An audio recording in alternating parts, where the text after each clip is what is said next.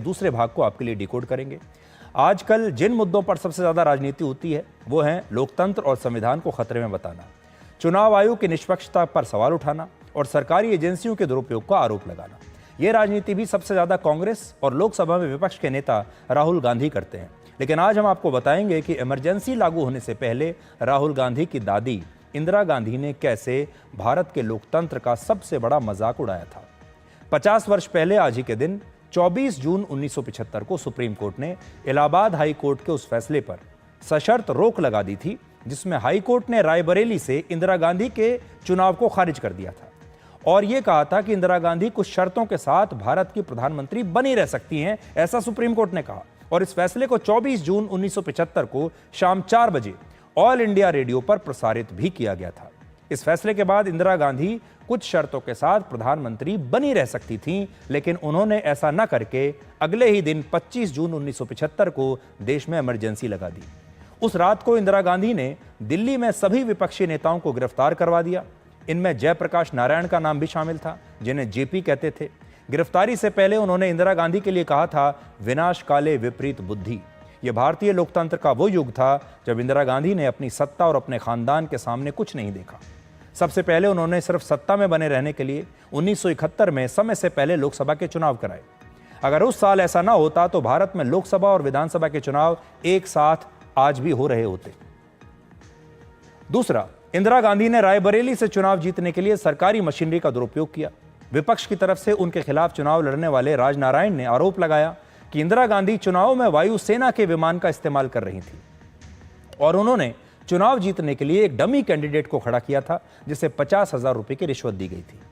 4 साल के बाद 12 जून 1975 को जब इलाहाबाद हाईकोर्ट ने अपना अंतिम फैसला सुनाया तो इंदिरा गांधी को चुनाव में सरकारी मशीनरी के दुरुपयोग का दोषी पाया गया। आज राहुल गांधी चुनाव आयोग की निष्पक्षता पर सवाल उठाते हैं, लेकिन एक तथ्य यह भी है कि भारतीय लोकतंत्र के इतिहास में इंदिरा गांधी इकलौती ऐसी प्रधानमंत्री हैं जिन पर न सिर्फ चुनाव में धांधली करने के आरोप लगे बल्कि ये आरोप अदालत में साबित भी हुए। उस दौर में इंदिरा गांधी ने अदालतों को भी नहीं छोड़ा। उनके खिलाफ हाईकोर्ट के जिस जज ने फैसला सुनाया उनका नाम था जस्टिस जगमोहन लाल सिन्हा। जस्टिस सिन्हा पर फैसला लिखने से पहले बहुत दबाव बनाने की कोशिश की गई। उस जमाने में इलाहाबाद से कांग्रेस के एक सांसद हर रोज जस्टिस सिन्हा के घर के बाहर आकर बैठ जाते थे। वो जस्टिस सिन्हा पर इस बात के लिए दबाव बना रहे थे कि उनका फैसला इंदिरा गांधी के पक्ष में होना चाहिए। एक दिन कांग्रेस के सांसद से परेशान होकर जस्टिस सिन्हा ने खुद को अपने घर में ही बंद कर लिया और अपने कर्मचारियों से सबको ये कहने के लिए कह दिया कि वो उज्जैन में अपने भाई से मिलने के लिए गए हुए हैं, घर पर मौजूद ही नहीं है। इस सब के बीच एक और शख्स उनके घर पर मिलने के लिए आया और उसने जस्टिस सिन्हा को बताया कि दिल्ली में उन्हें सुप्रीम कोर्ट का जज बनाने की चर्चा चल रही है। लेकिन जस्टिस सिन्हा समझ गए कि उन्हें यह प्रलोभन दिया जा रहा है कि अगर इंदिरा गांधी के पक्ष में फैसला सुना दिया तो सुप्रीम कोर्ट में जज बना दिया जाएगा।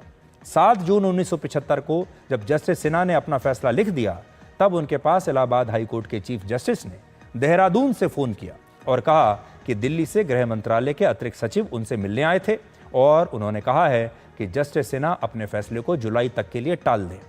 इंदिरा गांधी का कहना था कि वो किसी कार्यक्रम के लिए मेक्सिको जा रही हैं, इसलिए अदालत का फैसला उनकी सुविधा के हिसाब से आना चाहिए। जब जस्टिस सिन्हा सहमत नहीं हुए तो इंदिरा गांधी ने उनके निजी सचिव के घर पर सीआईडी की टीम को भेजा। इस सचिव का नाम था मन्ना लाई और सीआईडी की टीम उनके घर पर जजमेंट की कॉपी ढूंढने के लिए आई ताकि इंदिरा गांधी को पहले से ही पता चल जाए कि उनके खिलाफ क्या फैसला आने वाला है। 12 जून को जब फैसला आया उस दिन भी सुबह सुबह सीआईडी के 2 अधिकारी मन्ना लाई के पास पहुंचे और कहा कि इंदिरा गांधी खुद हॉटलाइन पर हैं और वो जानना चाहती हैं कि जस्टिस सिन्हा क्या फैसला सुनाने वाले हैं। उस समय जस्टिस सिन्हा ने अपने फैसले का आखिरी हिस्सा किसी को भी लिखने के लिए नहीं दिया था क्योंकि वो जानते थे ये लीक हो जाएगा, इसलिए आखिरी हिस्सा उन्होंने खुद लिखा अपने हाथ से, जिसके कारण इंदिरा गांधी अपनी सारी शक्तियों का दुरुपयोग करके भी इस फैसले को लीक नहीं करा पाई। और सोचिए ये सब इमरजेंसी के लागू होने से पहले हुआ, जिससे पता चलता है कि उस दौर में लोकतंत्र की हत्या इमरजेंसी लागू होने से पहले ही कर दी गई थी। आप ये कल्पना नहीं कर सकते आज कि उस दौर में राष्ट्रपिता महात्मा गांधी और भारत के राष्ट्रगान की रचना करने वाले रविंद्रनाथ टैगोर के विचारों को अखबारों में प्रकाशित करने पर प्रतिबंध लगा दिया गया था। और इसका कारण था कि इंदिरा गांधी ये को यह लगता था कि ये विचार भारत के लोगों को सरकार के खिलाफ विद्रोह करने के लिए प्रेरित कर सकते हैं, उत्तेजित कर सकते हैं, और इसलिए उन्होंने उनके विचारों पर ही रोक लगा दी। इनमें रविंद्रनाथ टैगोर की एक मशहूर कविता भी शामिल थी जिसका शीर्षक है, जिसमें उन्होंने लिखा था, where the mind is without fear and the head is held high. Hindi में इसका अर्थ होता है, जहां मन में डर ना हो और सिर ऊंचा हो। रविंद्रनाथ टैगोर ने यह पंक्ति अंग्रेजों के शासन के खिलाफ लिखी थी, लेकिन इंदिरा गांधी को लगा कि यह पंक्ति उनकी सरकार के खिलाफ भी विद्रोह को भड़का सकती है। रविंद्रनाथ टैगोर के अलावा राष्ट्रपिता महात्मा गांधी और यहां तक कि भगवत गीता के कुछ विचारों और उपदेश को भी अखबारों और पत्रिकाओं में छापने से रोक लगा दी गई थी, और इसका कारण यही था कि इंदिरा गांधी को डर था कि अंग्रेजों के खिलाफ लिखे गए महात्मा गांधी के विचार अब उनकी सरकार के खिलाफ लोगों को विद्रोह के लिए उकसा सकते हैं, आक्रोशित कर सकते हैं। तो देखिए ये कितनी बड़ी बात है।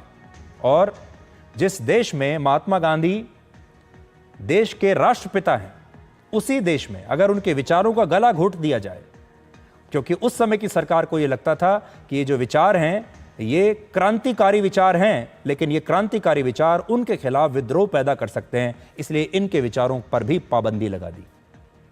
इसके अलावा उस दौर में जो फिल्में रिलीज हुई उनमें भी सरकार का काफी दखल रहता था। फिल्मों को भी एक सेंसरशिप से गुजरना पड़ा। इमरजेंसी लागू होने के बाद 15 अगस्त 1975 को मशहूर फिल्म शोले रिलीज हुई थी, जिसके क्लाइमैक्स को सरकार ने तब बदलवा दिया था। पुराने क्लाइमैक्स में ठाकुर बलदेव सिंह, जो भूमिका संजीव कुमार ने निभाई थी, जिन्हें आप ठाकुर के नाम से जानते हैं, पहले क्लाइमैक्स में ठाकुर बलदेव सिंह गब्बर सिंह को जान से मार देता है, जिस पर सरकार को आपत्ति हुई। उस वक्त central board of film certification ने फिल्म शोले के डायरेक्टर रमेश सिप्पी पर फिल्म के क्लाइमैक्स में बदलाव के लिए दबाव डाला। इसके बाद डाकू गब्बर सिंह की पिटाई के बाद उसे पुलिस से गिरफ्तार करने का सीन दोबारा शूट करवाया गया और फिल्म में जोड़ा गया। यानी पहले फिल्म की जो कहानी थी वो ये थी कि ठाकुर गब्बर सिंह की हत्या कर देता है, लेकिन बाद में नया क्लाइमैक्स शूट हुआ जिसमें यह कहा गया कि इसमें होना यह चाहिए कि ठाकुर गब्बर सिंह को पुलिस के हवाले कर देता है, पुलिस आएगी और गब्बर सिंह को ले जाएगी।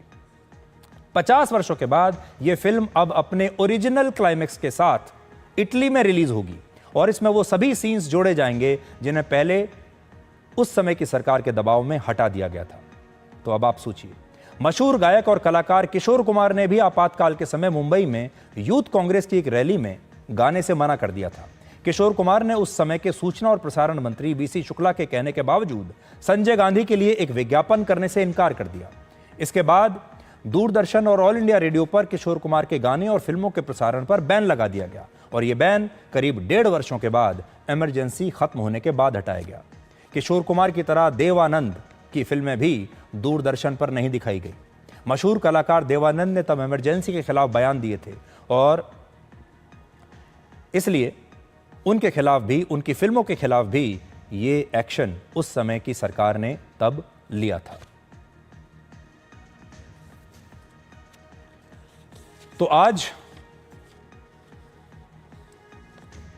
आपको मैं यही बताना चाहता हूं कि उस समय का जो दौर था बहुत खराब दौर था और उस समय जो बातें होती थीं उसकी कल्पना शायद आज आप कर भी नहीं सकते। अब हम आखिर में चैट जीपीटी के उस साइड इफेक्ट को आपके लिए डिकोड करेंगे जो बौद्धिक रूप से आपके बच्चों और युवाओं को कमजोर बना रहा है। आजकल हमारे देश के युवा अपने हर सवाल का जवाब पाने के लिए चैट जीपीटी या एआई टूल्स का इस्तेमाल करते हैं। बच्चों के लिए चैट जीपीटी एक जादू की छड़ी जैसा बन गया है और इसकी मदद से बच्चे स्कूल का होमवर्क करते हैं, कोई निबंध लिखना होता है तो वो करते हैं और अपने प्रोजेक्ट्स भी कम समय में बिना मेहनत के आसानी से तैयार करने के लिए एआई का इस्तेमाल कर रहे हैं। आपको यकीन नहीं होगा कि दुनिया भर में भारत में सबसे ज्यादा चैट जीपीटी का इस्तेमाल हो रहा है। एक रिपोर्ट के मुताबिक भारत में करीब 10 करोड़